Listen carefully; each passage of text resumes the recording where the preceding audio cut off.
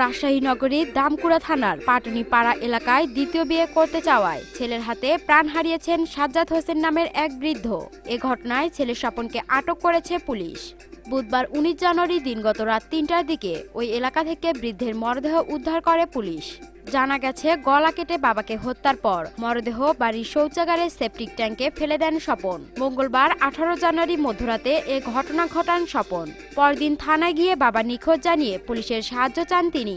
সন্দেহ থেকে পুলিশের জিজ্ঞাসাবাদে বেরিয়ে আসে আসল সত্য। পুলিশের জিজ্ঞাসাবাদে স্বপন স্বীকার করেছেন, বছরখানেক আগে তার মা মারা গেছেন।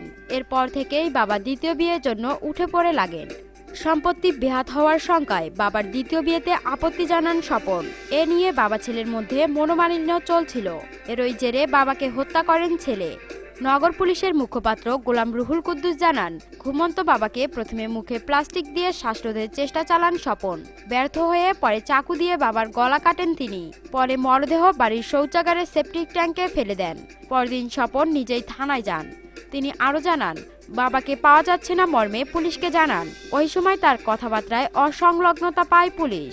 জেরার মুখে বাবাকে হত্যার পর মরদেহ গুম করার চেষ্টার কথা স্বীকার করেছেন স্বপন। পরে ওই রাতেই পুলিশ গিয়ে মরদেহ উদ্ধার করে। এ ঘটনায় ছেলের বিরুদ্ধে আইনগত ব্যবস্থা নেওয়া হচ্ছে। দর্শক, ছেলে হয়ে কিভাবে বাবাকে প্রাণে মারতে পারে? এই কুলাঙ্গার ছেলের কি শাস্তি হওয়া উচিত? জানতে চাই আপনাদের খোলামেলা মতামতগুলো। এখনকার মতো এখানেই শেষ। পরবর্তী আপডেট নিউজ পেতে আমাদের এই চ্যানেলটিকে সাবস্ক্রাইব করে রাখুন। ধন্যবাদ।